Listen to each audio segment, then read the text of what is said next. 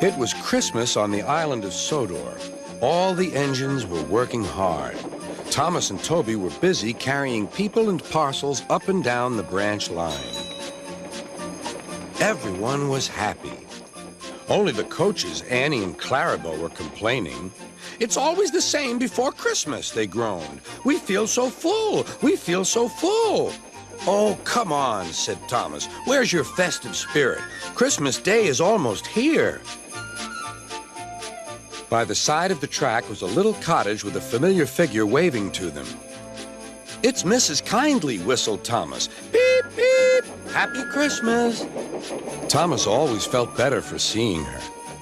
"Christmas just wouldn't be Christmas without Mrs. Kindley," he said to himself. When work was over, Thomas went to see the other engines. All their coats had been polished. "Huh," said Gordon. "Just look at us.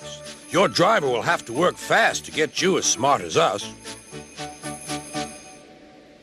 "Never mind that," replied Thomas. "I've something important to say. Do you realize it's been a whole year since Mrs. Kindley saved us from a nasty accident? You remember when she was ill in bed and—" "Yes, of course," interrupted Edward. "You told us how she waved her red dressing gown out of her window to warn you about a landslide ahead." "And you and Toby gave her presents?" Percy joined in. "And Sir Topham Hatt sent her to the seaside to get better." "But," said the other engines, "the rest of us never thanked her properly." "Exactly," said Thomas. "So now I think we should all give her a special Christmas party." Everyone was getting very excited, and the drivers felt sure that Sir Topham Hatt would agree, as indeed he did. The engines were all busy making plans when silence fell. Sir Topham Hatt had bad news. "The weather's changed badly. Mrs. Kindley is snowed up. Toby says he'll help to rescue her. You must help too, Thomas. There's no party unless you do." Thomas hated snow, but he said bravely, "I'll try, sir. We must rescue her. We must." "There's a good engine. You and Toby will manage splendidly." Thomas charged the snowdrifts fiercely. Sometimes he swept them aside. Sometimes they stuck fast. And the men had to loosen them.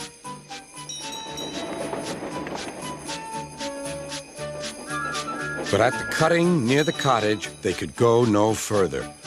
"Look at that!" exclaimed Thomas's fireman. "Beep, beep! Here we are!" An answering wave came from an upstairs window.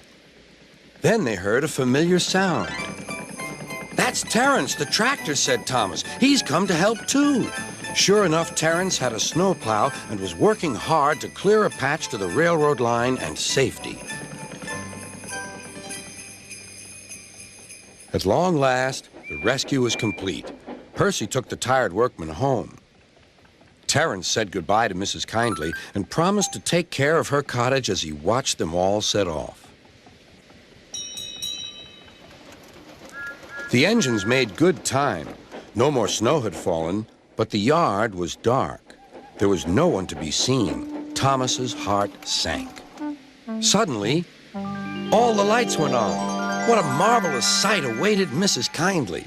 "Well done," said Sir Topham Hatt. "I'm really proud of you all." Mrs. Kindley especially thanked the smaller engines. "Thomas and Toby are old friends," she said. "And now, Percy, you are my friend too." Percy was very pleased. "3 cheers for Mrs. Kindley," he called. "Beep, beep, beep." They all whistled. "We wish you a Merry Christmas, we wish you a Merry Christmas, we wish you a Merry Christmas and a Happy New Year."